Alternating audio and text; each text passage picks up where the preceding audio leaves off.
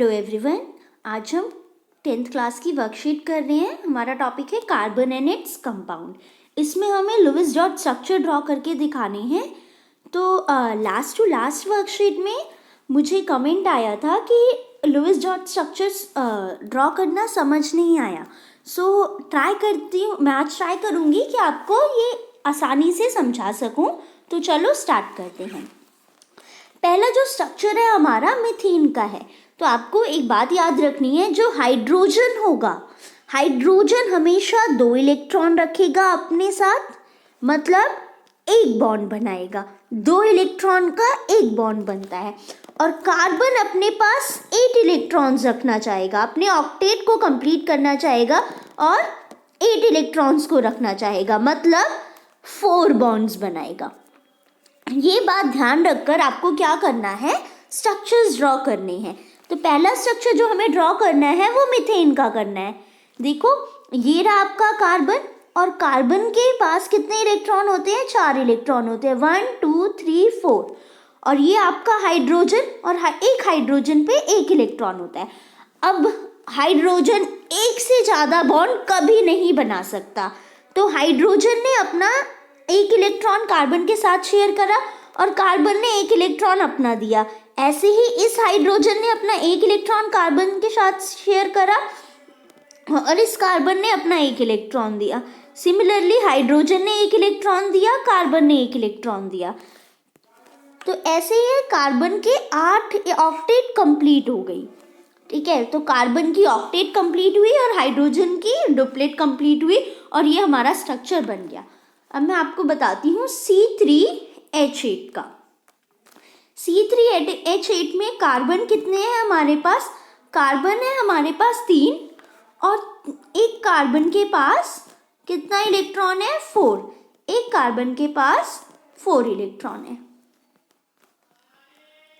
अब क्या करेंगे, हाइड्रोजन आकर कार्बन के साथ इलेक्ट्रॉन शेयर करेगा। ये रहा हाइड्रोजन की डुप्लेट कंप्लीट। सिमिलरली यहाँ पर भी हाइड्रोजन की डुप्लेट कंप्लीट और यहाँ पर भी हाइड्रोजन की डुप्लेट कंप्लीट। और कार्बन 1 2 3 4 5 6 और कार्बन ने कर लिया अपनी ऑक्टेट कंप्लीट। ये बीच वाला कार्बन 1 2 3 कार्बन है, इसने ये 2 इलेक्ट्रॉन्स हाइड्रोजन के साथ शेयर करे, हाइड्रोजन की डुप्लेट कंप्लीट और कार्बन की ऑक्टेट कंप्लीट।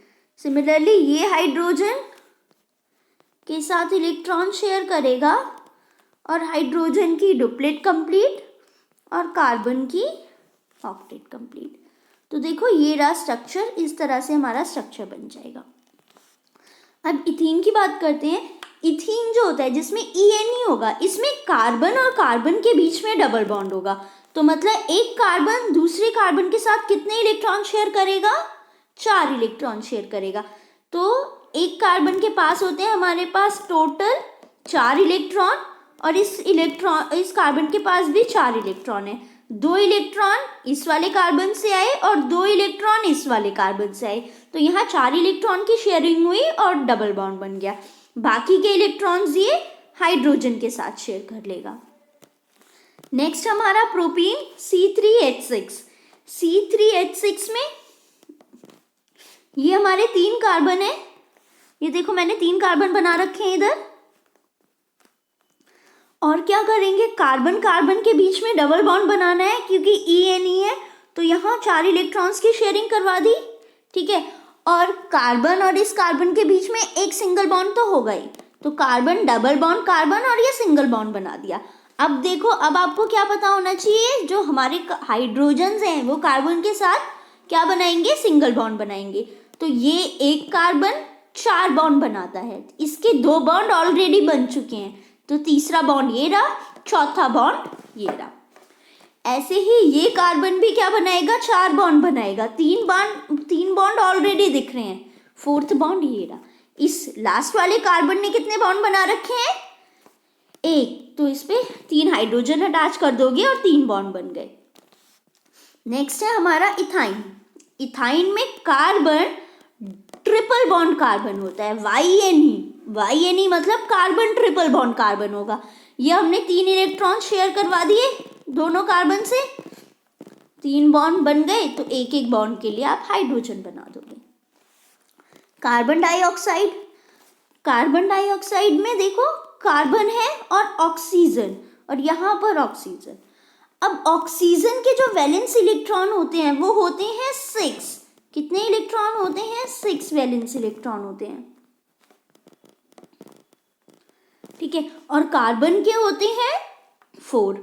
तो देखो ऑक्सीजन, जब भी ऑक्सीजन होगा तो वो करेगा पहले 4 बॉन्ड की शेयरिंग, तो उसने करा 2 इलेक्ट्रॉन की शेयरिंग और 4 in pair of 2 pairs of electron और दो बॉन्ड बनाएगा।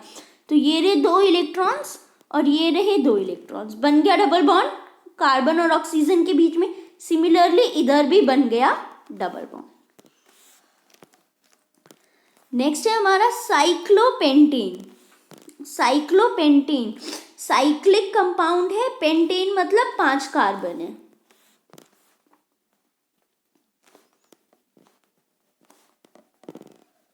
ठीक है। साइक्लोपेंटेन है। अब सब एन है, एन मतलब सिंगल बॉन्ड होगा, तो ये हमने सिंगल बॉन्ड बना दिया, ठीक है। और एक बॉन्ड में आप 2 इलेक्ट्रॉन लगाओगे, एक बॉन्ड में 2 इलेक्ट्रॉन लगाओगे, एक बॉन्ड में 2 इलेक्ट्रॉन लगाओगे। फिर आपका बचा हाइड्रोजन, सब जगह हाइड्रोजन लगा दो। हाइड्रोजन कैसे लगाओगे? कार्बन के 2 बॉन्ड बन चुके हैं, बाकी की 2 वैलेंसीज में हाइड्रोजन लगा दो।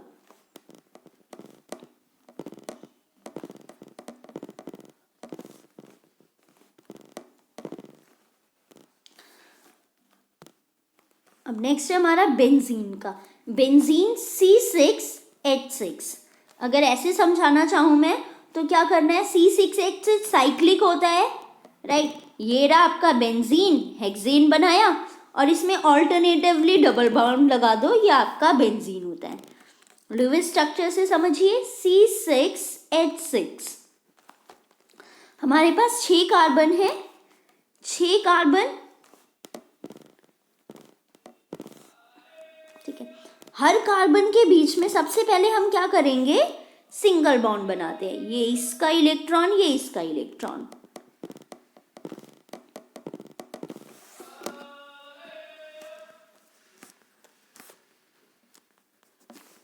ठीक है। अब देखो अगर मैं इस कार्बन को कंसीडर करती हूँ तो इसने 2 इलेक्ट्रॉन शेयर कर लिए और मेरे पास 6 हाइड्रोजन बचे हैं, राइट। 2 इलेक्ट्रॉन इसने अपने शेयर कर लिए हैं, ये रे और ये रे, बट हमारे पास अभी भी 6 हाइड्रोजन है। तो मैं 6 कार्बन को सबसे पहले 1 हाइड्रोजन दे देती हूँ, ये रहा। सिमिलरली इसके साथ भी, फिर यहाँ पर भी,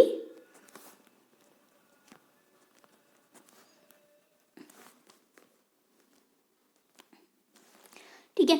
अब यहाँ पर देखो हर कार्बन को क्या मिल गया है, 3 इलेक्ट्रॉन की शेयरिंग हो गई है, मतलब उसने 6 इलेक्ट्रॉन्स कंप्लीट कर लिए हैं, ठीक है। अब ये कार्बन क्या करेगा, क्योंकि इसके पास 1 इलेक्ट्रॉन एक्स्ट्रा है तो साथ वाले कार्बन के साथ शेयर कर लेगा। अब इस कार्बन के हो गए हमारे कितने इलेक्ट्रॉन, 8 इलेक्ट्रॉन और हाइड्रोजन के 2 इलेक्ट्रॉन।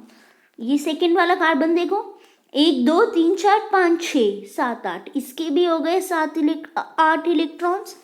बट जो थर्ड वाला कार्बन है इसके पास 1 2 3 4 5 6 इलेक्ट्रॉन्स है, तो ये भी बनाएगा डबल बॉन्ड। तो अल्टीमेटली आप देखोगे कि एक कार्बन छोड़कर एक कार्बन क्या बना रहा है, डबल बॉन्ड बना रहा है। तो वही आपका क्या हुआ, बेंजीन हुआ। यहाँ ये स्ट्रक्चर आपको क्लियर कर देगा। सो इसी के साथ हमारी ये वर्कशीट नंबर 53 कंप्लीट होती है।